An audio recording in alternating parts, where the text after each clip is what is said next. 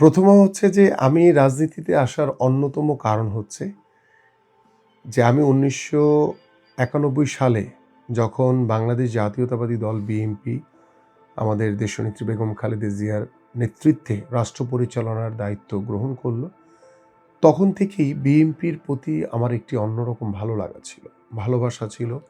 একটি স্বপ্ন আমি লালন করেছিলাম তখন, যখন আমি আপনার এই বিজয় হয়, সরকার পরিচালনার দায়িত্ব পায় এবং তারা যখন বিজয় মিছিল করে, তখন আমার এখনো মনে আছে যে আমি সেন্ডু গেঞ্জি পরে হাফ প্যান্ট পরে সেই বিজয় মিছিলে অংশগ্রহণ করেছিলাম। তা আমি সবসময় একটি জিনিস ভাবতাম যে আমি মানুষের জন্য কিছু করব এবং মানুষের জন্য আমার কি কি করণীয় রয়েছে। এই বিষয়গুলো নিয়ে আমি যখন খেলোয়াড় ছিলাম তখন কিভাবে সর্বোচ্চটুকু পারফরমেন্স দিয়ে আমি দেশের জন্য, দলের জন্য কিভাবে ভালো কিছু অ্যাচিভ করতে পারি, এই চিন্তাধারা, এই বাসনাটা আমার ভিতরে সবসময় কাজ করত। এবং আমি চেষ্টা করেছি বা আমি চিন্তা করতাম সবসময় যে আমি যখন খেলা ছেড়ে দিব তখন আমি সাধারণ মানুষের জন্য কিছু করতে চাই। এবং সেই সাধারণ মানুষের জন্য কিছু করার অন্যতম মাধ্যম হচ্ছে জনগণের কাছে যাওয়া, এবং সেই জনগণের কাছে অন্যতম মাধ্যম হচ্ছে রাজনীতি।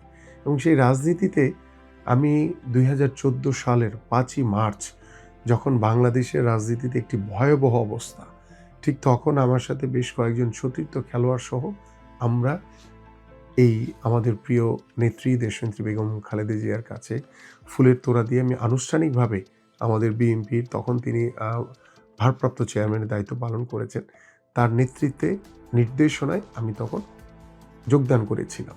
এবং যোগদানের পর থেকে একজন ক্ষুদ্র কর্মী হিসেবে আমি দলের প্রত্যেকটি প্রোগ্রামে, প্রত্যেকটি কর্মসূচিতে শতভাগ স্বতঃস্ফূর্তভাবে অগ্রভাগে থেকে কিন্তু আমি সবসময় সকল কর্মসূচিকে সফল করার চেষ্টা করেছি। এবং সেই কর্মসূচি সফল করতে গিয়ে দেখা গেছে যে সরকারের সেই স্বৈরাচারের রোষানলে পড়ে বারবার জেলখানে যেতে হয়েছে আমাকে গুলিবিদ্ধ হয়েছি আমি অনেকবার। আমাকে বারবার কারাগারে নিয়ে নির্যাতন করা হয়েছে। সর্বশেষ আপনার ২৪-এর যে গণঅভ্যুত্থান, ১৯শে জুলাই থেকে আমাকে অ্যারেস্ট করে এবং ৩রা আগস্ট আমাকে জেলখানায় প্রেরণ করে এবং ৫ তারিখ স্বৈরাচার শেখ হাসিনা পালিয়ে যায়। ৬ তারিখে আমরা জেলখানা থেকে মুক্ত হই। এই যে দীর্ঘ ১৩ দিন যে ডিবি রিমান্ডে ছিলাম, প্রতিটি সন্ধ্যা ছিল আমাদের জন্য অত্যন্ত আতঙ্কিত।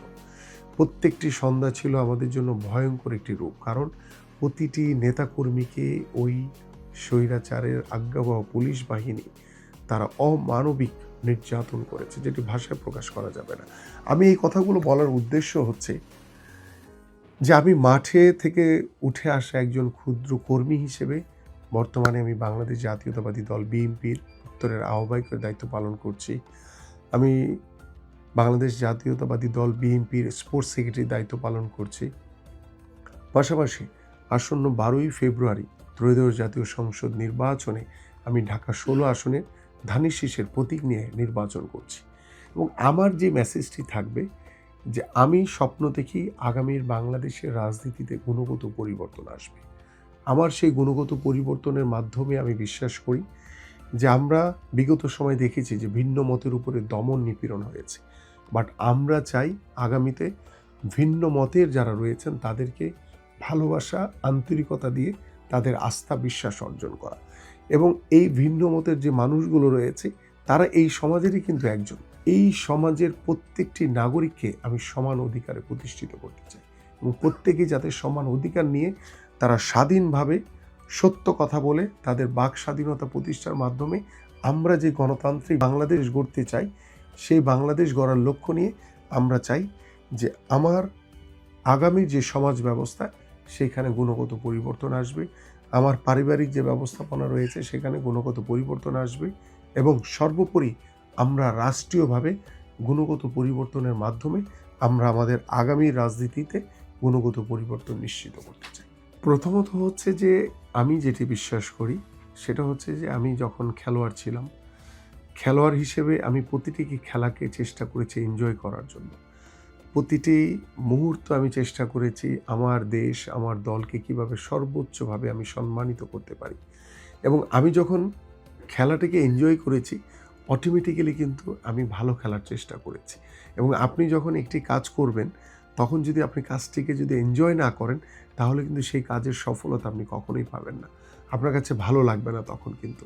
তো ভালো লাগার জন্য আপনাকে কাজটিকে এনজয় করতে হবে। আমি যখন প্লেয়িং লাইফে খেলাটাকে এনজয় করার মাধ্যমে আমি চেষ্টা করেছি বাংলাদেশের জন্য সর্বোচ্চটুকু দিয়ে পারফর্ম করা। ঠিক রাজনীতির মাঠে এসেও আমি ওই স্বৈরাচারের রোষানলে পড়ে বারবার নির্যাতিত হয়েছি, নিপীড়িত হয়েছি। সেই সময়টিও কিন্তু আমি চিন্তা করেছি যে আমি একজন বাংলাদেশ জাতীয়তাবাদী দলের একজন ক্ষুদ্র কর্মী হিসেবে আমাকে এই ধরনের প্রবলেমগুলো ফেস করতে হবে। এই ধরনের নির্যাতনগুলো আমাকে ফেস করতে হবে। আমি কিন্তু সেই সময়টাও কিন্তু আমি এনজয় করেছি। বিকজ আমি চিন্তা করেছি যেহেতু বাংলাদেশের একজন রাজনীতিবিদ হিসেবে, একজন ক্ষুদ্র কর্মী হিসেবে আমাকে জেল জুলুম খাটতেই হবে। আমি জানি এই প্রেক্ষাপটটা আমাদের এই মানে সাউথ এশিয়াতেই কিন্তু এটা বিষয়, বিশেষ করে আমাদের সাবকন্টিনেন্টে। তো সেই সাবকন্টিনেন্টের পরিবেশ সম্পর্কে যেহেতু আমি ওয়াকিবহাল রয়েছি, সেই কারণে আমি কিন্তু রাজনীতিবিদ হিসেবে যখন দেখেছি যে আমাকে মামলা দেওয়া হয়েছে, আমাকে বারবার কারা নির্যাতনের শিকার হতে হয়েছে, আমাকে গুলিবিদ্ধ করা হয়েছে, সবকিছু মেনে নিয়েই কিন্তু আমি দলের একজন ক্ষুদ্র কর্মী হিসেবে চেষ্টা করেছি অগ্রভাগে থেকে নেতৃত্ব দেওয়ার জন্য। যার কারণেই দেখা গেছে যে আপনি একজন ফুটবলার হিসেবে যেভাবে আমি পরিচিত, ঠিক রাজনীতিবিদ হিসেবেও আমি একজন মানে একনিষ্ঠ একটি কর্মী হিসেবে নিজেকে চেষ্টা করেছি সর্বোচ্চটুকু দিয়ে যাতে আমি দলের জন্য কাজ করতে পারি। দেখেন, আমি যেহেতু একজন খেলোয়াড় হিসেবে আগে থেকেই প্রত্যেকটি সাধারণ মানুষ বা আমার যারা ফুটবলের ভক্ত রয়েছে তাদের কাছে আমার আলাদা একটি এক্সপেকটেশন মানে আমার একটি গ্রহণযোগ্যতা রয়েছে।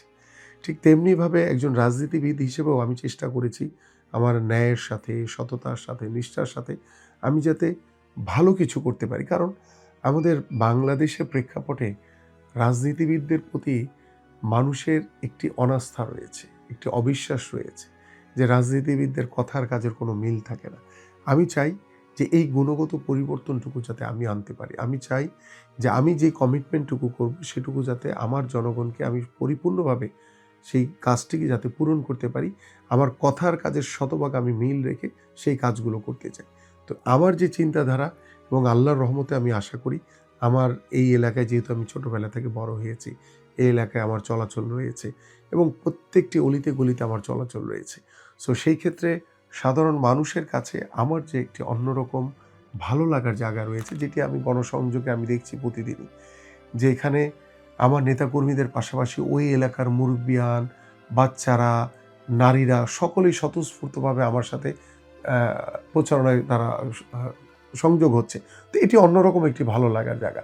সো সেই ভালো লাগা থেকে আশা করি যে ইনশাআল্লাহ আগামী ত্রয়োদশ জাতীয় সংসদ নির্বাচনে আল্লাহর রহমতে আমার এই এলাকার জনগণের রায় নিয়ে আল্লাহ রহমতে ইনশাআল্লাহ নির্বাচিত হব এবং আমার দল যদি সরকার গঠন করে আমরা দেশ গড়ার যে পরিকল্পনাগুলো করেছি সেগুলো অক্ষরে অক্ষরে আমরা ইনশাআল্লাহ বাস্তবায়ন করব। আমাদের যেটা চ্যালেঞ্জ সেটা হচ্ছে একটা সুষ্ঠু, অবাধ, নিরপেক্ষ নির্বাচন। সেই নিরপেক্ষ নির্বাচনকে অনুষ্ঠিত করার জন্য আমরা আমাদের দলের পক্ষ থেকে আমরা কিন্তু জনগণের সাথে কাজ করছি। কারণ বাংলাদেশ জাতীয়তাবাদী দল একমাত্র দল যারা দীর্ঘ ১৭ বছর ওই জনগণের সাথে এক কাতারে দাঁড়িয়ে গণতন্ত্র পুনরুদ্ধারের জন্য লড়াই করেছি, সংগ্রাম করেছি এবং আমাদের প্রিয় নেত্রী তিনি কিন্তু কখনোই কোনো কারো সাথে আপোস করেননি। তিনি সবসময় জনগণের পাশে দাঁড়িয়ে এক কাতারে গণতন্ত্র পুনরুদ্ধারের জন্য তিনি কাজ করেছেন।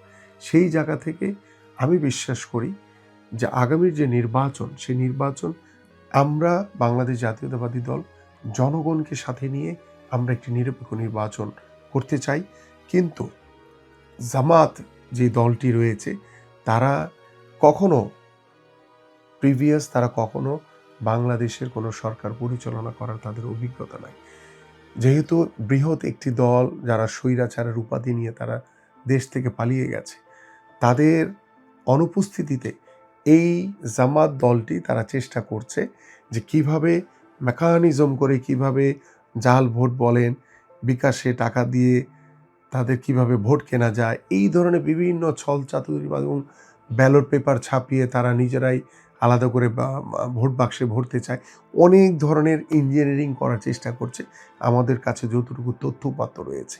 তা আমরা এটাও আমাদের কিন্তু একটি বড় একটি চ্যালেঞ্জ। কারণ এটিকে মোকাবেলা করেই কিন্তু আমরা একটি অবাধ, সুষ্ঠু, নিরপেক্ষ নির্বাচন করতে চাই। সো আমি বিশ্বাস করি যে আমার বাংলাদেশের জনগণ অত্যন্ত সচেতন এবং তারা সেই সচেতনতার সহিতই যারা এই ধরনের ইঞ্জিনিয়ারিং মাধ্যমে তারা ভোটকে প্রশ্নবিদ্ধ করতে চায়, যারা ষড়যন্ত্র করে ক্ষমতায় যাওয়ার স্বপ্ন দেখছে, তাদেরকে আগামী 12 তারিখ জনগণই ব্যালটের মাধ্যমে তাদেরকে প্রত্যাখ্যান করবে ইনশাআল্লাহ। আমার কাছে যেটি মনে হয় যে আমরা সবসময় চেষ্টা করি নতুন কিছু করার জন্য। আমাদেরকে দেখে অনেকেই অনুকরণীয় অনেক কাজ করে। সো আমাদের মাননীয় চেয়ারম্যান জনাব তারেক রহমান আগামীর বাংলাদেশে দেশ গড়ার জন্য যে পরিকল্পনা করেছেন, ফ্যামিলি কার্ডের পরিকল্পনা করেছেন প্রত্যেকটি পরিবারে গৃহকর্ত্রী নারীদের কাছে পৌঁছে দেওয়ার জন্য, এবং সেখানে চাল, ডাল, তেল থেকে শুরু করে প্রতি মাসে ২,০০০ থেকে ২,৫০০ টাকা সমমূল্যের এই উপকরণগুলো সরকারিভাবে প্রত্যেকটি ঘরে গৃহকর্ত্রীর কাছে আমরা পৌঁছে দিব যদি আল্লাহ পাক আমাদেরকে নির্বাচিত করে। আমরা কৃষক কার্ডের কথা বলেছি।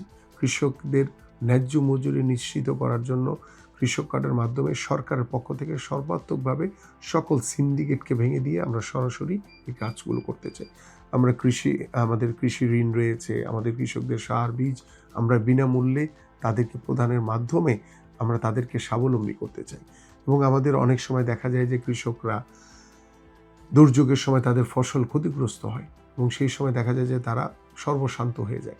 আমরা তাদেরকে ওই কৃষক কার্ডের মাধ্যমে আমরা তাদেরকে কৃষি ঋণ বা আমাদের কৃষি বিমা মাধ্যমে তারা যাতে সেই ক্ষতিপূরণগুলো পুষিয়ে নিতে পারে।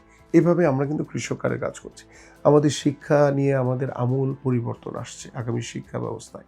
আমরা শিক্ষাকে শুধু পড়াশোনার ভিতরে রাখতে চাই না, সেখানে খেলাধুলা থাকবে, সেখানে সাংস্কৃতিক চর্চা থাকবে, সেখানে বিতর্ক প্রতিযোগিতা থাকবে।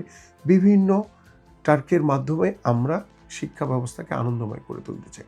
আমাদের দুর্নীতিগ্রস্ত হচ্ছে সবচেয়ে বেশি স্বাস্থ্য খাতে, আপনারা সকলেই জানেন।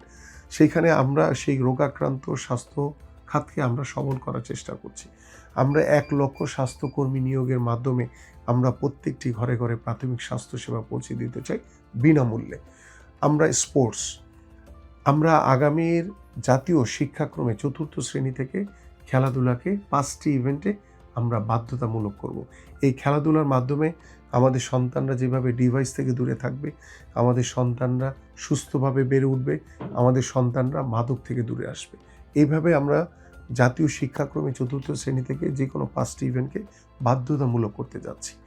পাশাপাশি আমাদের কর্মসংস্থানের জন্য আপনারা জানেন যে আমাদের তরুণ অনেক শিক্ষিত বেকার যুবক রয়েছে।